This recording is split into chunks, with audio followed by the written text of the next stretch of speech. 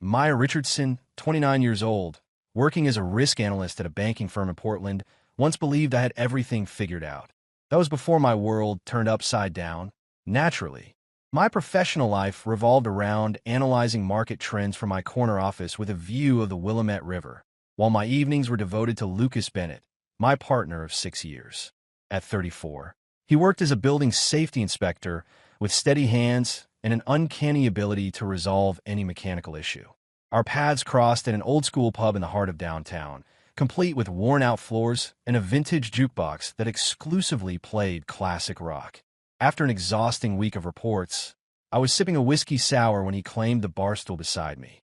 His infectious grin caught my attention first, slightly lopsided yet charming, followed by his deep, husky voice asking if I'd ever seen Led Zeppelin perform.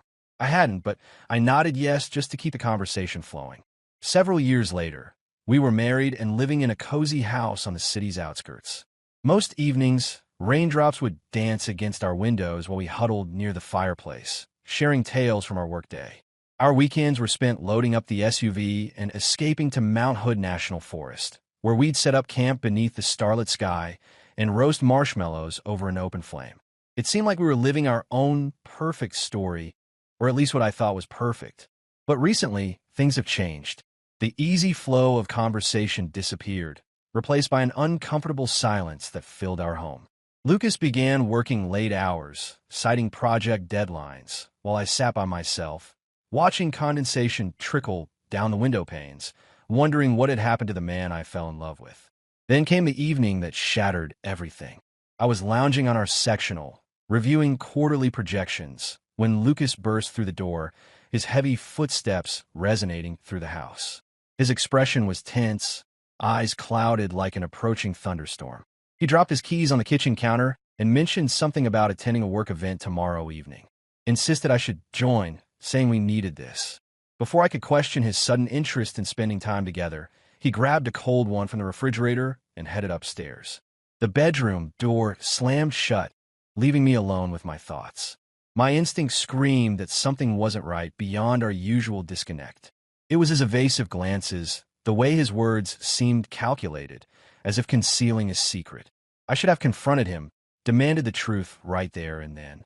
Instead, I remained silent, holding onto that report like a lifeline against the uncertainty ahead. I had no idea that this party would shatter my existence, and Lucas, the man I cherished, would be the architect of my destruction. But I'm running ahead of the story.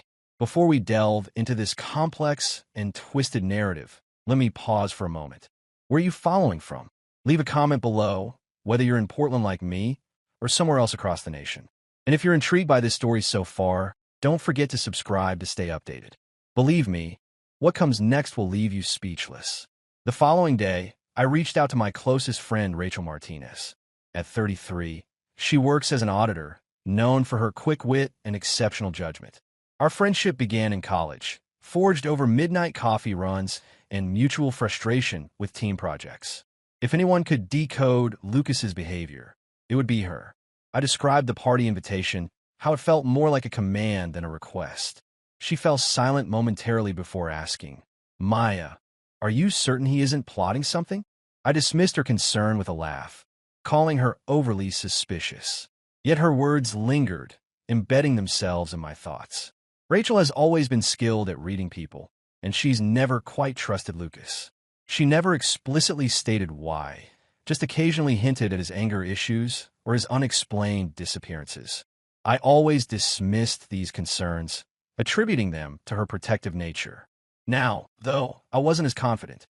After ending the call, the rainfall intensified, pounding against the roof like an ominous signal.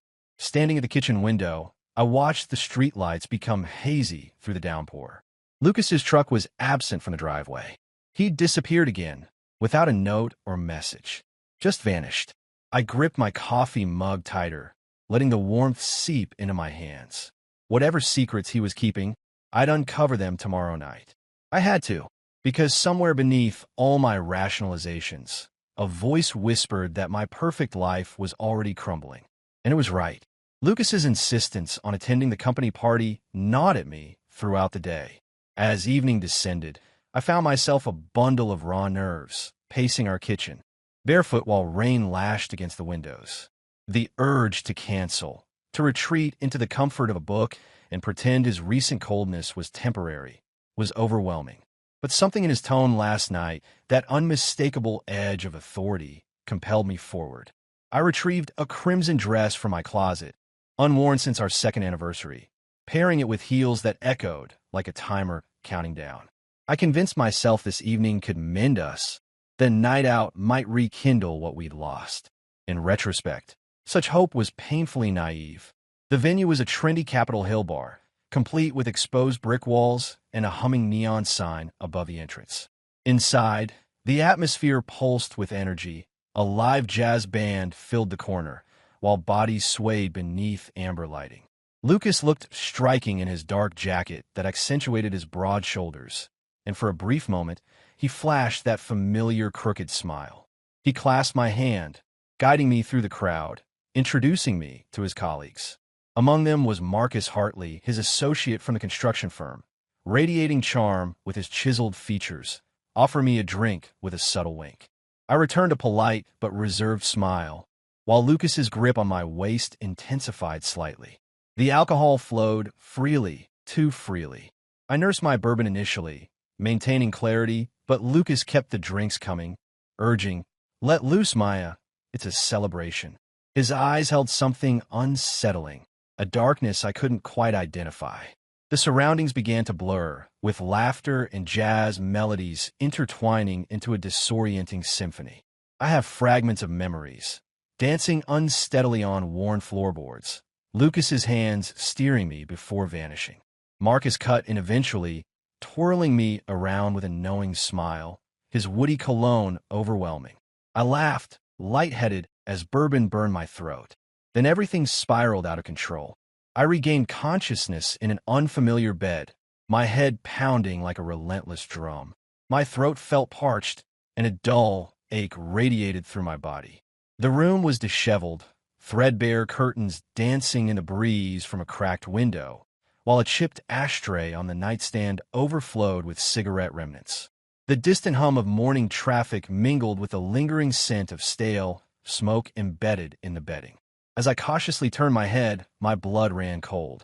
Marcus lay there, his muscular torso bare, one arm carelessly draped across the pillow. His breathing was shallow and steady, unaware of the terror coursing through my veins. My crimson dress lay discarded over a chair, one heel missing, while my purse lay upturned on the floor, its contents scattered like evidence. I jerked upright, my heart thundering against my chest. What had transpired? My mind desperately searched for answers, but only disconnected images surfaced. Lucas's dark expression as he pressed another drink into my hand, Marcus's firm grip on my arm, a taxi ride through streets illuminated by streaking neon lights. The pieces refused to align. Even during my wildest college days, I'd never experienced such a complete blackout. This wasn't characteristic of me. Trembling, I eased off the bed and gathered my belongings, struggling to dress in the dim light. Every sound from the creaking floorboards to my ragged breathing seemed deafening, each moment risking his awakening. I couldn't decide which prospect terrified me more, confronting Marcus or uncovering the truth about last night. I reached the door, clutching my shoes, and slipped into a grimy hallway. The stairwell, marked with faded graffiti and reeking of mildew, seemed endless as I descended barefoot, my breath coming in gasps. The Seattle morning greeted me with a harsh mist, the pavement still wet from overnight rain. I had taken merely 2 steps, reaching for my phone, when headlights pierced the gray dawn. Lucas's car idled at the curb, its engine rumbling ominously. He stood against the hood, arms crossed, his face contorted with rage. My heart plummeted. How long had he been watching? How had he found me? "Get in," he commanded, his voice deceptively calm, yet dripping with malice. I remained frozen, my breath creating wisps in the cold morning air. His gaze bore into mine, unwavering, and that's when I noticed it, a glimmer of something more sinister than rage. Perhaps satisfaction, or more chillingly, premeditation. Goosebumps rippled across my skin. This wasn't merely a husband confronting his wife's indiscretion. This was a carefully laid snare, and I had blindly stumbled into it.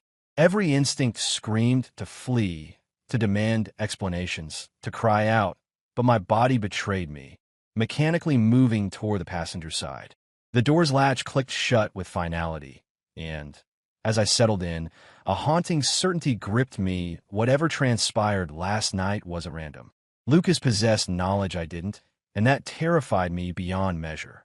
The journey home from that dilapidated building felt like an endless procession toward doom. Lucas maintained his silence, gripping the wheel with bone-white knuckles, the vehicle's deep rumble filling the oppressive quiet. Raindrops painted chaotic patterns on the windshield, distorting the outside world, while his eyes repeatedly darted toward me, accusatory and sharp. I pressed myself against the door, still holding my shoes, my damp dress clinging uncomfortably.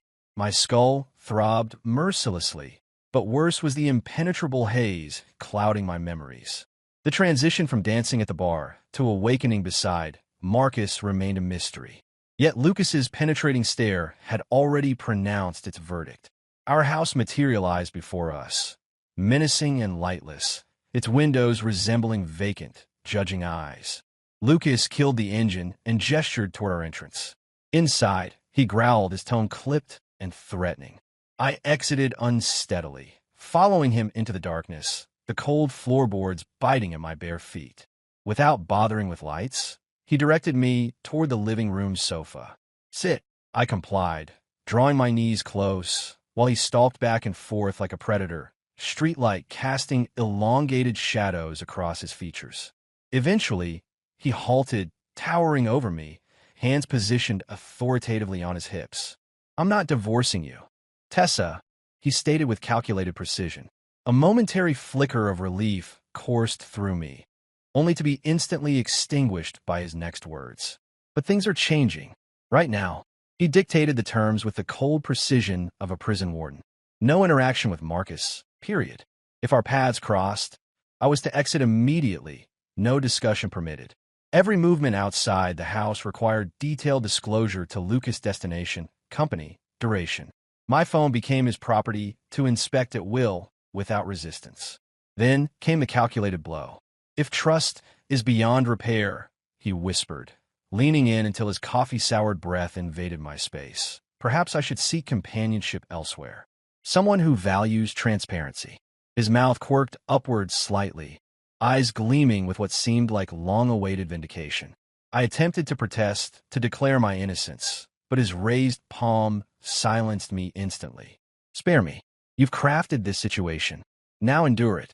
The subsequent weeks unfolded under his suffocating surveillance. I'd returned from my claims processing job, desk still buried in paperwork, to find him already stationed at home, methodically examining my phone's contents. He'd acknowledge my presence with a grunt, toss the device aside, and retreat to his garage sanctuary wordlessly. Communication with Sonia dwindled to nothing. Her name in my contacts felt like a liability I couldn't risk. Her occasional calls, laden with genuine concern, met with hurried dismissals and trembling fingers on the disconnect button. Our residence transformed into a correctional facility, each floorboard's protest a reminder of my constraints. Often, I'd find myself fixated on the front entrance, contemplating escape, but self-doubt anchored me. Had I truly wronged him? Was this punishment justified? The paradigm shifted one unremarkable evening. While I stood at the sink, water streaming over dishes, Lucas's voice filtered in from the darkness of our back porch. His tone carried an unfamiliar gentleness, absent from our interactions for months. I inched closer to the glass barrier, pressing against its cold surface, my sweater offering little insulation. Fragments of conversation reached me. "Tomorrow, yes." "She's completely unaware. I'll manage everything." A woman's response echoed through the device, playful and intimate, sending Arctic shivers down my spine. The call ended abruptly, and I barely managed to retreat before he entered. His gaze found me immediately, unnaturally composed. "What exactly are you doing?" he inquired, voice deliberately measured. "Just washing up," I responded, manufacturing a smile. His acknowledging nod contradicted the tension in his jaw, and we both recognized the lie hanging between us. Soon after, subtle irregularities began surfacing. A delicate floral fragrance, foreign and feminine, lingered on his jacket. A discarded diner receipt from Tacoma materialized in his truck, dated when he'd supposedly been conducting site inspections. One night, believing I was asleep, I witnessed him discreetly slipping a velvet box, the kind meant for jewelry, into his work bag. Certainly not intended for me, I was painfully aware. My insides twisted with each revelation, but I remained silent, dreading the consequences of confrontation. He'd constructed this cage meticulously, secured me within, and now manipulated invisible threads. The man I'd cherished had vanished, replaced by a stranger orchestrating an incomprehensible game. Most disturbing of all, I couldn't determine whether I was merely playing peace or the ultimate prize. Existing under Lucas's regime resembled navigating a precarious highwire without protection. Each day became an exercise in cautious movement throughout our home, his incessant check-ins demanding immediate responses, my voice carefully controlled as I reported every action. The routine became mechanical. Work, home, groceries, repeat. Yet those discovered clues, the mysterious perfume, that velvet box, festered in my thoughts like persistent thorns. Nights became endless vigils, staring at shadows dancing across the ceiling while his steady breathing filled the room, my mind racing to identify the recipient of those secretive late-night conversations I'd overheard. I questioned whether paranoia had taken hold or if clarity was finally emerging. The revelation came on a typical Thursday, as Seattle's characteristic fog enveloped the sound in its gray embrace. I stood at the counter, finding solace in the rhythmic chopping of carrots, when Lucas entered the kitchen with calculated casualness. He positioned himself against the counter, arms crossed defensively. "Heading to Portland tomorrow," he announced. "Work conference. Taking some additional time afterward." His tone attempted nonchalance, but his gaze remained fixed downward. I deliberately set down the knife. "Alone?" I questioned, maintaining composure. A slight smirk played at his mouth's corner. "No, with Reina Delgado. You remember her, the risk manager from work. She's joining me." My lungs constricted painfully, breath hitching as if I'd taken a physical blow. Reina. The memory of her from last summer's company gathering flooded back. Her polished demeanor and crimson lips, her exaggerated laughter at Lucas's quips while she casually touched his arm. I recalled how she'd assessed me then with a swift, dismissive glance, as if evaluating an insignificant hurdle. Now she was departing with my husband, and he had the audacity to tell me directly. My fingers dug into the wooden counter, leaving crescent marks. "It's quite a journey to Portland," I managed to say. "2 weeks, possibly longer," he responded with an indifferent shrug. "If that's an issue for you, Tessa, you know where to find the exit."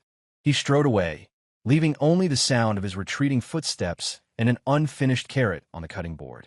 Sleep eluded me that night. The puzzle pieces aligned in the darkness. Reina's distinctive laugh from the picnic merging with the woman's voice I'd heard on those phone calls, the arrogant way Lucas had established his rules after the gathering. This wasn't some casual affair. It was a calculated insult, another twist of the blade he'd already embedded in my heart. Morning arrived with a persistent wave of nausea that wouldn't subside. I called out sick, barricaded myself in the bathroom, and gazed at the pregnancy test I'd purchased on intuition. 2 pink lines materialized. Pregnant. My legs gave way, and I collapsed onto the cold bathroom tiles, the chill seeping through my denim. The realization of the timing struck me like lightning. It had to be from that night with Jason, the one shrouded in fog. Lucas and I hadn't been intimate for months. This child wasn't his. Terror gripped me with razor-sharp claws. Telling him was impossible. Not with Reina in the equation. Not with his suffocating rules binding me. He'd either dismiss my words or weaponize them to strengthen his control. Escape was my only option.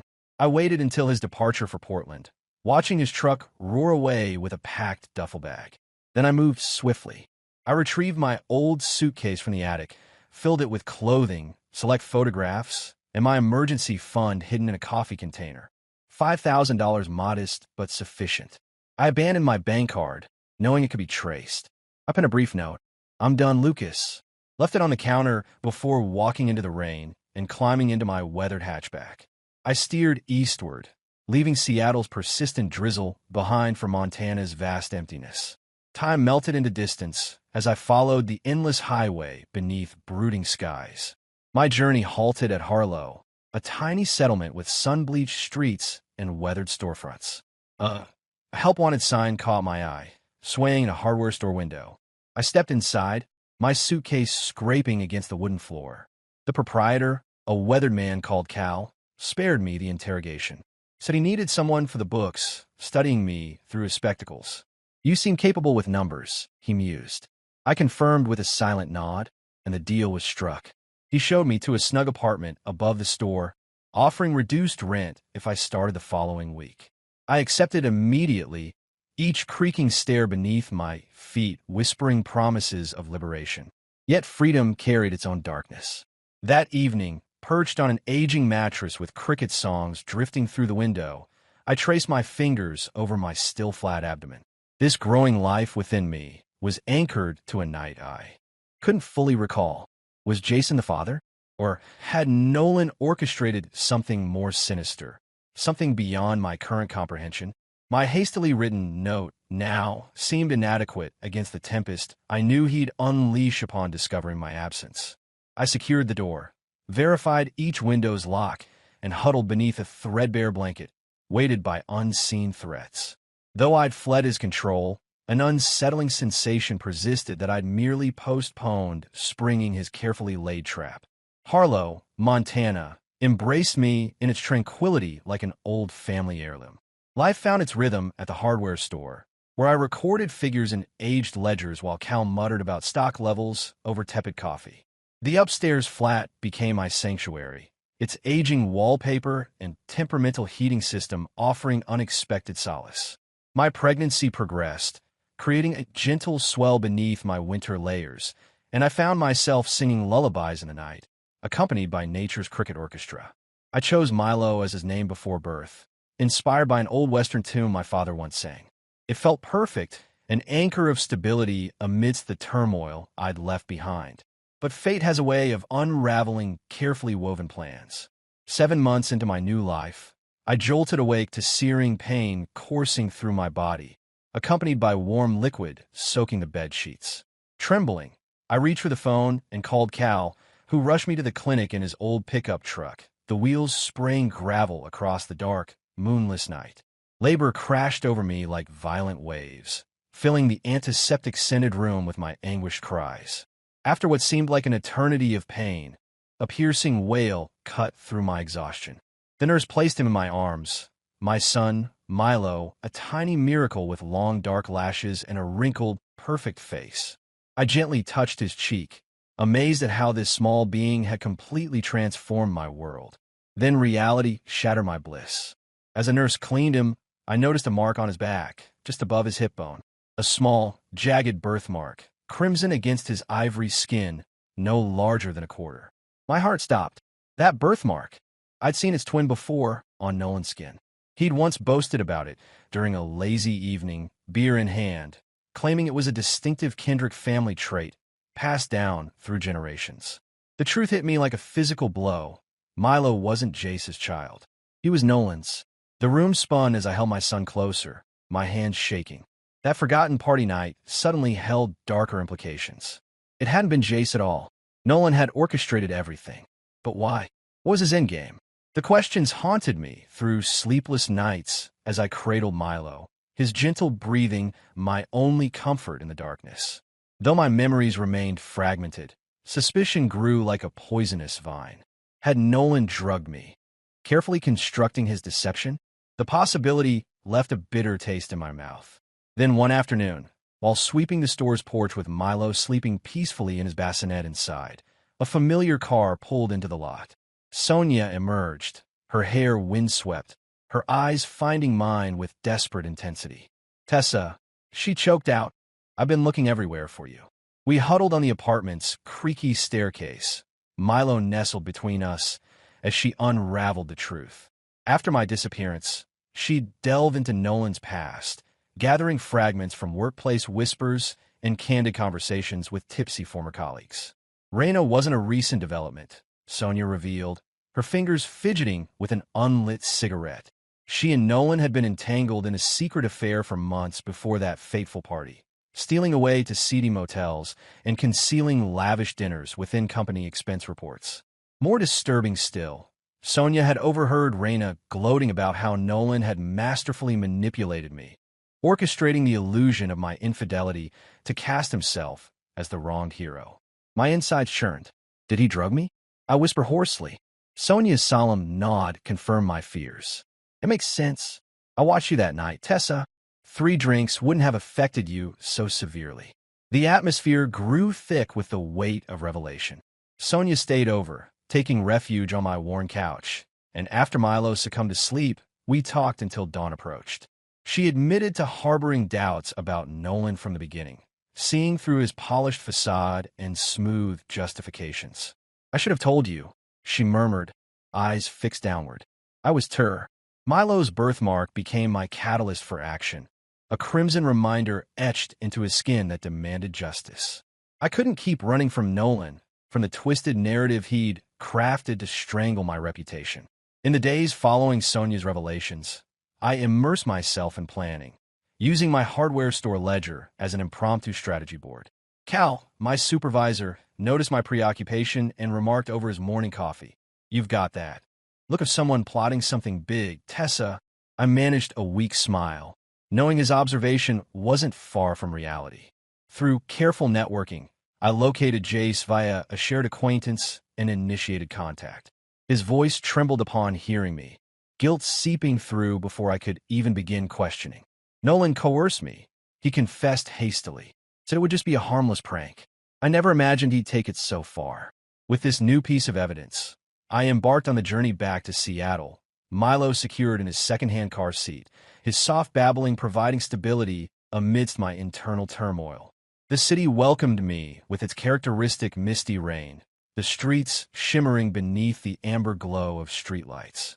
I positioned my car within view of our former residence. The house eyed fled in desperation and waited patiently. As twilight descended, casting violet shadows across the sky, Nolan's pickup truck appeared. He emerged, his posture defeated, a diminished version of my former husband. His receding hairline and unfamiliar wrinkles spoke of time's harsh passage, but compassion wasn't my purpose here. I positioned myself on the porch, my frame outlined against the wavering glow of the street lamp.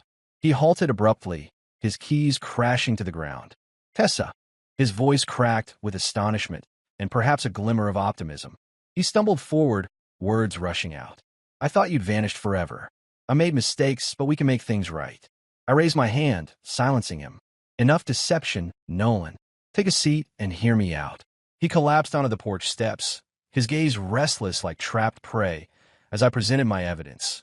Jace's admission, Sonia's investigation, financial records revealing his secret rendezvous with Raina, and finally, Milo, asleep in the car, whose blood confirmed Nolan's presence that night, not Jace's.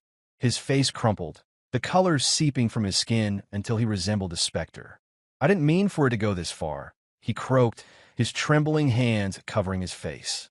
"Raina was nothing serious, just a temporary escape. I got too invested, convinced myself you'd abandon me first. When I saw you sharing a laugh with Jace that day, it consumed me. I thought if I could paint you as the villain, I'd emerge unscathed. The party presented the perfect opportunity. I spiked your drink, orchestrated the whole scene. Expected you to plead for reconciliation." His body quivered, a choked sob breaking through. "The child, Tessa, I had no idea about Milo. I swear it." Fury blazed within me, scorching hot, but I maintained my composure. "You didn't simply destroy our relationship," I stated, my voice unwavering like tempered steel. "You reconstructed my identity, transformed me into someone unrecognizable. All for what? To cleanse your conscience." I advanced, my presence towering over his hunched form. "Here's what's going to happen. I'm claiming half of our remaining savings, whatever's left after your indiscretions. You'll provide for Milo monthly payments until he reaches adulthood. The legal documents are with a local attorney. Either sign them, or I'll present everything to law enforcement. Conspiracy charges aren't taken lightly, Nolan." He recoiled, nodding frantically, defeat etching deep shadows beneath his eyes. As I moved to leave, his fingers encircle my wrist, his grip desperate but weak. "What becomes of us?" he whispered. I wrenched free, fixing him with an unyielding stare. "Us cease to exist. You incinerated that bridge. Live with the consequences." I returned to my vehicle, where Milo's gentle snores welcomed me as I settled into the driver's seat. Through the mirror, I glimpsed Nolan still perched on the steps, face buried in his palms, destroyed by his own actions. 12 months later, Harlow's serenity anchored me. Milo wobbled through the store aisles while Kel secretly slipped him sweets. Through Sonia's updates, I learned of Nolan's swift downfall. Raina abandoned him when the truth surfaced. His employer terminated him after the scandal reached a client, and his hasty courthouse marriage to her dissolved within months. Now he inhabited a rented trailer, surviving on sporadic work, a mere shadow of his former self. Meanwhile, I'd begun dating Leo, a firefighter whose warm laughter helped heal old wounds. Milo cherished him, and I started believing that perhaps love wasn't just an illusion after all. Deception's price hit Nolan hard. No wife, no job, no pride. Mine was steeper for a while, but I climbed out. The lesson? Lies might bury the truth, but it always claws its way free. And when it does, you'd better be ready to face it. The journey today has come to an end. Did you find this ending satisfying, or did it catch you off guard? Let us know how you feel right below. If you love this story, don't forget to drop a like and subscribe so you won't miss the next adventure. Thanks for sticking with us, and see you in the next tale.